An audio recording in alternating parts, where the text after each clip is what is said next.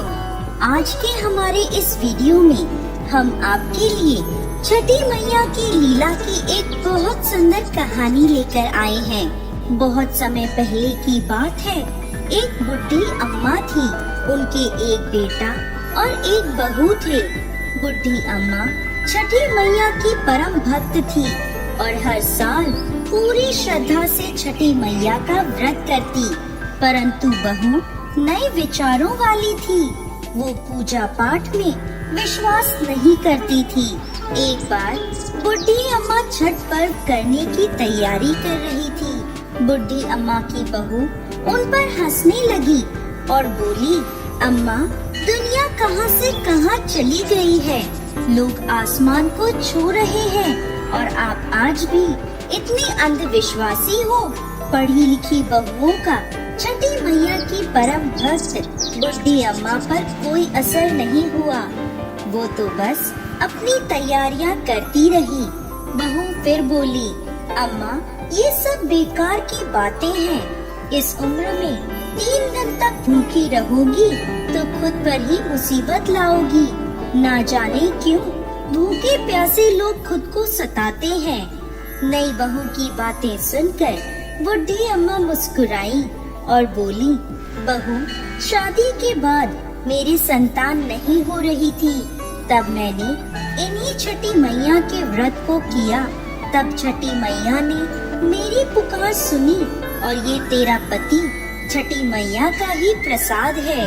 तू भी इस वर्ष छठी मैया का व्रत कर, माता तेरी भी पुकार सुनेंगी और तेरी गोद भी हरी हो जाएगी। मगर नए युग की नए सोच वाली बहू किसी का कहा सुनने वाली नहीं थी। बोली, मैं पूजा पाठ नहीं करने वाली। सुंदर पति मिला है, जीवन में हर सुख मिला है, आलीशान घर है, दिन रात मस्त रहती हूँ। पूरे गांव में मुझ जैसा धनवान कोई नहीं है। सासू माँ इस दुनिया में कर्म प्रधान है। बुढ़ी अम्मा के लाख समझाने के बाद भी बहू पर कोई असर ना हुआ। वो नास्तिक थी। इतने में बुढ़ी अम्मा का बेटा वहाँ आया और बोला, ठीक है, तुम्हें पूजा पाठ नहीं करनी तो मत करो, लेकिन तुम मेरी माँ से झगड़ो मत और जाकर तैयार हो जाओ। छठ माता के घाट पर जाने का समय हो गया है। बहू बिना रुचि के उनके साथ घाट पर जाती है, लेकिन वहाँ पूजा करने की बजाय वो मेला घूमने चली जाती है।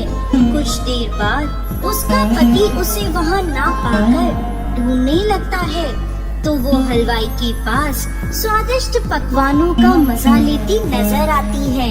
पति उसे कहता है, अरे तुम यहाँ तक आई हो, कुछ देर माँ के साथ बैठो। पत्नी झुंझलाकर बोली, ना जी, मैं पूजा पाठ में नहीं बैठने वाली, मैं तो मेला घूमूंगी। आप ही करो ये पूजा पाठ।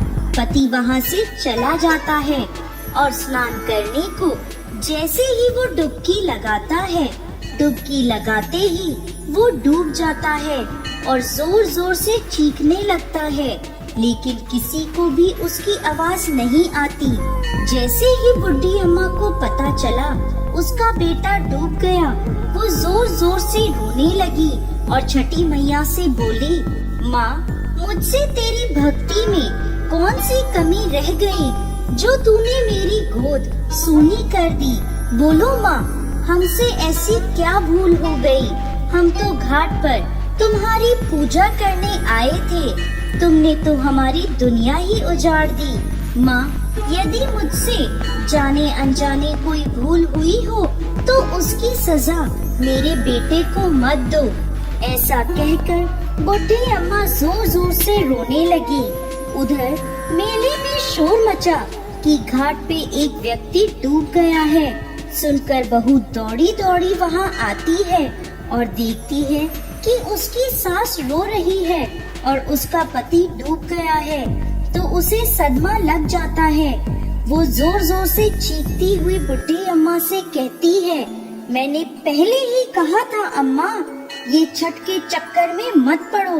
सब ढोंग है, अंधविश्वास है।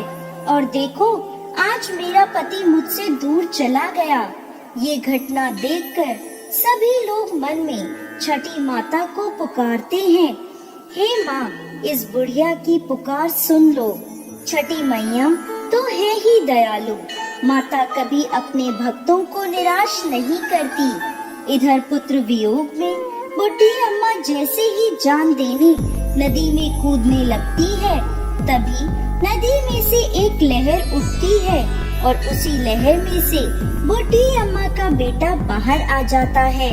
ये देख छठ घाट पर खड़े सभी लोगों की आंखें खुली की खुली रह जाती हैं। बुढ़ी अम्मा खुशी से रोने लगती है।